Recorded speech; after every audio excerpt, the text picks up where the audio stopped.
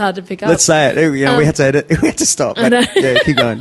I wasn't going to obviously put more makeup on and have a breakout because then that'd be tenfold on top of that. And there were some of the girls that just kept doing that in there. And I'm like, you've got to your skin's going to end up horrible. Like, it's just one of those things. And I went, no, I can either sort of abide to my own rules, my own laws as such, and do what I want to do, or I can abide to what they're expecting. Yeah. And I went, screw it. Me. My choice. Yeah, I'm going to do what I usually do. Face came off. Don't care. Cool. Whatever. So, I think it really.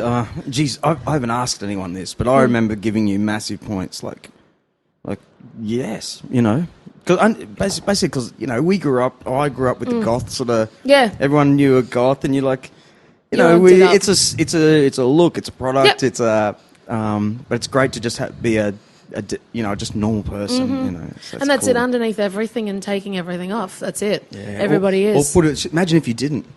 Imagine the people might have been really mean, you know, like. Yeah. So yeah. But that's it. We're just all human underneath. So it really and it's funny because a couple of my friends are like, "Well, you took your face off," and I'm like, "I did." Yeah. That, and for me, that was also a challenge. That, like I said, while I was in there, I set little goals for myself because, in all honesty, there is no way in hell I would have ever thought that I'd be doing something like that because I didn't actually audition for the show. Wow. So they found me through a friend of mine, and it was all a very quick thing. Yeah, okay, you'd be a good colour for the show, so to speak. Wow, because I come from a different world, and you know, and they had I guess they had sort of. You know, people that are doing, you know, everyday jobs and jobs that people... Yeah, they're making a TV show. Yeah, and so obviously they wanted a bit of this, a bit of that, bit of that, bit of this, bit of this, and then they're like, well, we've got to fill this hole, and it wasn't. Yeah, so I mean... All right, can I ask you a weird question? Sure. Have you thought that the results of you being booted out in the first week or whatever... 2 weeks, yeah. 2 weeks, right? Which felt like 2 years, yep. Was it a genuine thing? You know, they're running a TV show, so did they actually, look, we'll put this great person in, and... It's funny you say that because I don't remember you being... they didn't focus a whole lot of bad energy on you in your weeks. No. I have to be honest, I haven't watched it back because I don't really want to see it because I don't really care. Yeah. I'll watch other things back, like different performances, but to me that wasn't a performance. So that was living. I think in lockdown, I actually said to the producers, because they came around to us every couple of days or every day just to check on us and talk to us about what's going on and everything, which was fine. And I remember saying to them at one point, they said, "Oh, how are you feeling about everything? You know, what do you think will happen?" I'll go, and I just said, "I'll either be the first one evicted or I'll end up winning the thing." And they just went, "What makes you say that?" And I said, "I know what Australian audiences are like. I've been working in live crowds for years. Yeah. I know what they take and what they like. The majority of them aren't going to go for somebody like me because I do come from something that is unknown, something that is not, inverted commas, normality. Yeah. So therefore they get scared by it and therefore they put the walls up. So, or else it'll do the turnaround and I'll end up winning the fucking thing." Quite happy they didn't, but... imagine that. Oh, my God, actually, 3 months in that place. Oh, my God. Who won that? Ben. Gay Ben, who proposed to his partner, Ben. Really? Yeah. See, I stopped watching it after you were on. Yeah, a lot of I really did, yeah. A lot of my friends are the same, you know, Was that the year that it made the return? That was the... Yeah, okay. That was the return year, yeah. Well, so, okay, here's one for you. Okay. Do you... when I was in that little thing, it felt like, I know everyone in here now. Yeah. And it, you know, again, went into another gear and I got to know everyone. I thought, this guy that no one liked, he was the villain. I got along with him. I could understand him. He told me that his mum, you know, he was raised by his grandma because all his parents were dead. And all of a sudden I was like, I understand why you're an asshole, you know, but... Well, it's funny. But do you talk to anyone? I don't. Oh, yeah, all the time. Ben, who won it, it's funny because he was classed, because we all had our pockets also that they cast us in. And Ben was classified, who won it, was classified as the villain as well. Right. And him and I got like a house on fire from the very first moment that we met. And he's just like, instant connection, knew we were going to be friends. But yeah, him and I think I texted him last week, or he texted me for something last week. So yeah, I talked to him. He's probably about, and one or two of the others, and that's about it. So did you remember the one a couple of years before when it was dicks out all the time? Like when it was, when they acted. Oh, wow. So what was your shower situation? Because the one that before where everyone went crazy. It was just. Is that the one where it got like censored, where they just kind of went? Yeah, but this Friday is too nights much? and things, it wasn't censored, Fuck. it was just dicks everywhere and complete nudity, and I'm going, where is this going? Yeah, wow, exactly. We had obviously a communal shower, so I think there was 6 shower heads in like one area, so that was it. Were you naked? Like no, right. no. I always had a shower in a bikini or a pair of swimmers. Right. I'm like, nah, get fucked. yeah.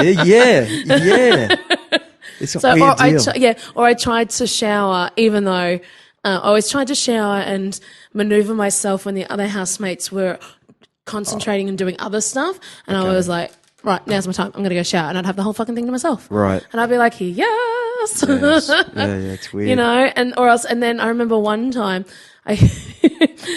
everyone was in the pool and everything, and I'm like, I'm going to go have a shower because everyone's here. I was in the pool too, and I'm like, I'm going to go now before everyone gets out. And I went in and had the shower, and I'm like, oh, they haven't switched the hot water off because they usually did it at a certain time. And they hadn't switched the hot water off. And I'm like, I'm going to have a really hot shower. And I'm in there going, la, la, la, la, la, la. Anyway, one of the boys walks in and goes, you having a hot shower? I'm like, fuck. So all of a sudden then everybody goes, hot water! And I'm like, I'm going to fucking kill you. Meanwhile, Charne doesn't think she's got... And I was like, I am out. Yeah. Fuck. Was Mike Gold... I think so. Is he still doing the voiceover there? Yeah, I think so. As I said, I don't really watch it. Right. Well, he was at my thing, he was doing the commentating? Anyway, God, what am I talking about? I think he does everything everywhere. So, yeah, that would have been so weird. That's hectic because that's... Yeah. Yeah, that's a whole other thing. But I mean, imagine doing that for 3 months. Yeah. Did you go back to Draculas after that? Yes. I think? Yeah. About 3... It was a few months after Big Brother. I think it was about 2 or 3 months. Yeah. Because the Tracy, who is actually the keys player in the other band that I'm in, she was my understudy, and that's cool. Dracula has spoken. Yeah, she signed a contract saying that because they were basically taking her for the whole time that I could be in the house, so it would have been the 3 months. So, I came out after 2 weeks and like, well, we can't really diss Tracy on a contract. Yeah. And I'm like, okay, cool, fair enough. I'll just saunter around and do whatever sort of comes my way, which is cool. So and it's just gigging heaps and stuff like that. So, So then 3 months after then I went back to Drax. So, yeah. To me, like an outsider's view on Drax, and I've auditioned there before, and I know... sweet Amanda Prosser, who we worked together for years at the castle. Yeah. Oh, yeah. Yeah. And she, then we went to Utopia, and that only lasted a little bit. Yeah. Yeah. And she ended up at Drax for years. Yep. So I remember going, wow, this place to me is like a secret. Everyone kind of works there that I just know. You know what I'm saying? And a place like that, which I remember going to when I was about 8, when it was in the other place in the squash courts or whatever it was. Yeah. It's like everyone who is in some kind of music industry is attracted to that place in some kind of way. And like, it's bizarre. It's almost cult-like. Yeah. And it's a family. So yeah, exactly. Can you, what's it? Tell me some stuff. What is it? A family business. So are they? It is. So it was the Newmans. John and Tiki Newman started it way back. Way back. It was Dr. Shagnasty's back then. Wow. And then they gave it, then obviously they opened Melbourne and everything as well. And then obviously as they got on, because Tiki Newman's passed on a few years ago, it was about 4 years ago. They gave it to, years before that, to Haiti, Mark and John, who are the kids who are now obviously, 40s and upwards. Yeah. And so they run it, take care of the shows, do the directing, the writing and everything, the shows there. So, yeah, it is very much a family based business. Like John's son, Luke, is in the process of I think he's does all the tech stuff down in Melbourne. He comes up here for the tech stuff. So, it's very much involved.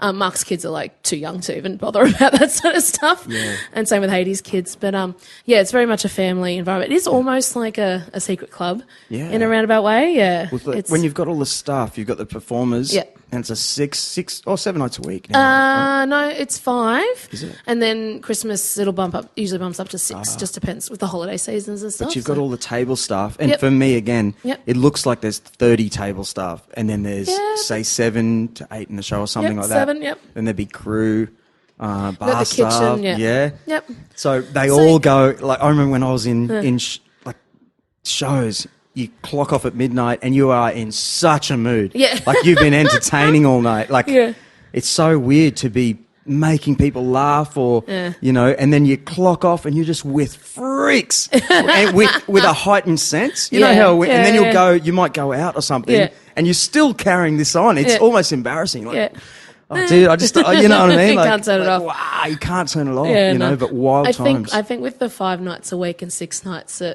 it got to a stage, but it's almost like as soon as you get to a stage with doing the same show every night, and if you're in a 12-month contract, after about 3 months, you learn, your body just goes, and show's done, boom, and you're off. Yeah. Like it's funny how it reacts to it. So especially 12-month contracts, far out. I bet you would see this, especially there.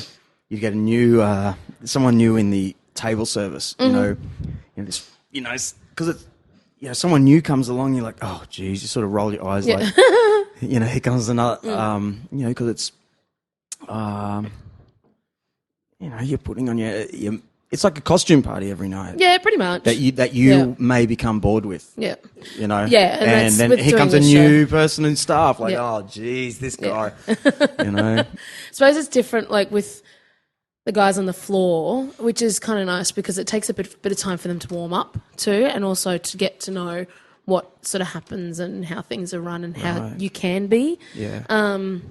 In saying that, it's with the show doing that 6 nights a week for 12. I mean, we had a show that ran for 14 months. And it gets tiring and it also gets mentally tiring, and you have to find little things and little ways in order to keep the buzz happening because, you know, people are in there seeing the show for the first time. You can't, it's like doing a gig, you know? Yeah. It's people there that haven't seen you before. So it's got to be the best performance you can possibly do. Yeah.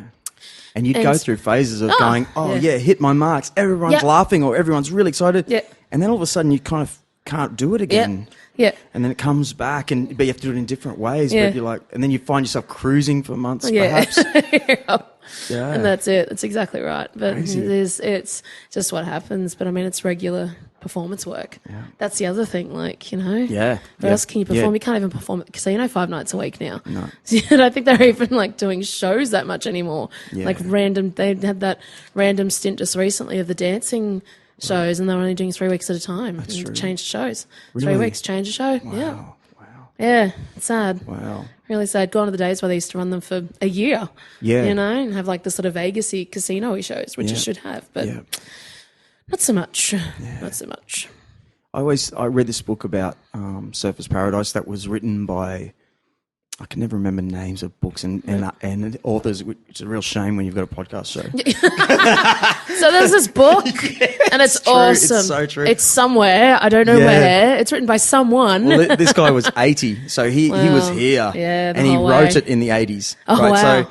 So he was talking particularly about when he was in his 30s with the Bee Gees doing 6 nights a week at, do you remember? You would have heard of a place called Bombay Rock, right? Oh, yeah, of course. Well, in this book, he showed a photo of Bombay Rock was actually a barbecue. It was just for the longest time in between restaurants, it was just a block of sand with trees, but it was known to be, you could go there and just have a steak on a barbecue and sit at these little park benches. Awesome. But it was a kind of restaurant. Yeah. And the Bee Gees would often sing there when they were only 16. What? And then they'd go around the corner to where that Chinese, there's a famous Chinese palace that I think is still there. There is? Yeah, at the top. Again. next to the clock. Are we? That Chinese. Oh, is it on the right-hand side, walking up like towards the bungee thing? That's right. Yeah. Well, that was, anyway. But it was...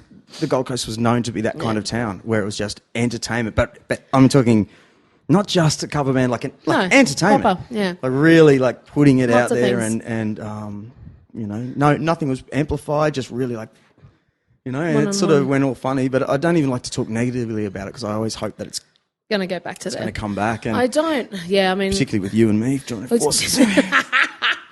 Hey? Taking over the world. In saying that, it's like, I mean, and you would have experienced this too.